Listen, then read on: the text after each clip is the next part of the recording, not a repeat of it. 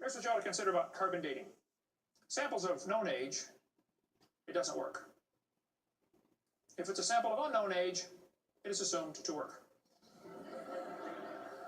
It's just really hard thing. It's really a hard thing. Your world just becomes fantastically complicated when you don't believe in evolution. Freshly killed seal carbon dated 1,300 years old. Shells from living snails carbon dated 27,000 years old. Living penguins carbon dated 8,000 years old.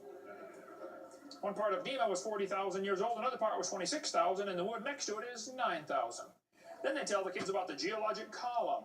They say each of the layers is a different age, Cenozoic, Mesozoic, Paleozoic, Archeozoic, all them zoic boys.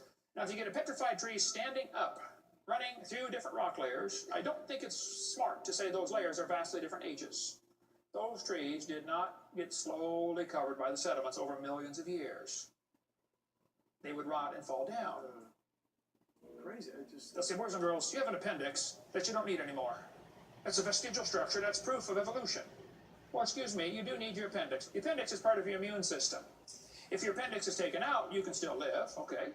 But it increases your susceptibility to quite a few diseases. You can live without both your legs and both your arms and both your eyes also. That doesn't prove you don't need them. There are no vestigial organs. And even if there were, that would be the opposite of evolution. That's losing, not gaining. I was taught when I went to school, man used to have a tail, but he lost it because he didn't need it. I thought, didn't need it? Have you ever thought how handy a tail would be? Have you ever come to the door with 2 sacks of groceries?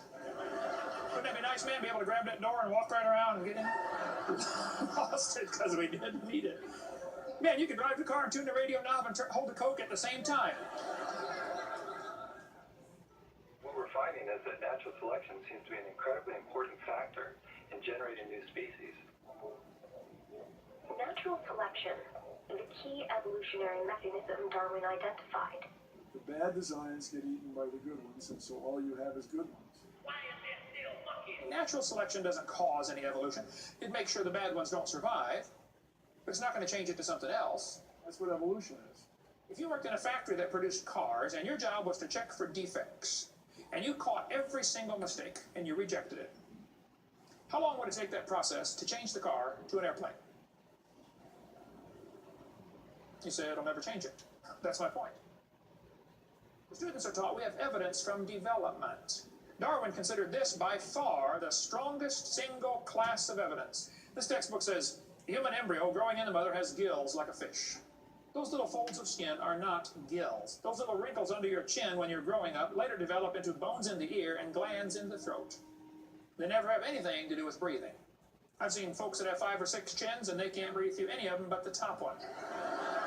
Those are not gill slits. Ernst Haeckel, though, said the turning point in his thinking was when he read Darwin's book.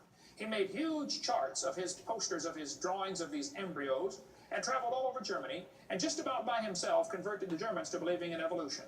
Haeckel took a drawing of a dog and a human embryo and he changed them to make them look exactly alike. On top are Haeckel's fake drawings. Underneath are actual photographs of what he claimed he was drawing a picture of. Now, either he's a lousy artist or he's a liar. Well, it turns out he's a liar. He was convicted of fraud by his own university, proven to be a fraud. But guess what? Haeckel's fake drawings are still used in textbooks in your state right now. It's only been proven wrong 125 years ago. I know it takes a while to get textbooks up to date, but that ought to be plenty of time. Adolf Hitler said, if you let me control the textbooks, I'll control the state. Watch this sentence here carefully. Some kid's doing this for homework tonight. Boys and girls, do you think humans are still evolving? Now, what kind of question is that? Doesn't that question assume that evolution has happened? What if a kid doesn't believe in evolution? How's he supposed to do his homework tonight? That question does not teach him how to think critically. That teaches him what to think, not how to think. And when the kid gets done with this course, he's going to think he knows how to think. But he doesn't. He knows how to be told what to think. Brainwashing at taxpayer expense. They want to use my tax dollars to teach that to your kids in our schools. If you want to deny evolution, that's fine. But don't make your kids do it, because we need them. And that's where the problem comes in. Okay? If you want to believe in the Big Bang, just enjoy yourself, but keep your religion at home. The Russian atheist astronomer came to America and spoke at one of the universities, and he started off his speech, he said, folks, either there is a God, or there isn't. Both possibilities are frightening. If there is no God, we're in trouble. We're hurtling through space around the sun right now, 66,000 miles an hour, and nobody's in charge. That's a scary thought. But if God made the world, he owns it. That means he makes the rules. You see, if there is a God, we better find out who he is, and find out what he wants, and do what he says. Malcolm Muggeridge said, "I am convinced the theory of evolution, especially the extent to which it's been applied, will be one of the great jokes in the history books of the future." It's a joke. And it would be a joke if it weren't for the tragic results. How many kids are taught this thing every day and believe it, and it destroys their faith? Find you something to believe in. Hold back, who do you even pray to? Nobody. Hey, if you died today, where would you go? You got to think about it, because you will be dead for a long time. Doesn't matter how long you live, you're going to be dead longer than that.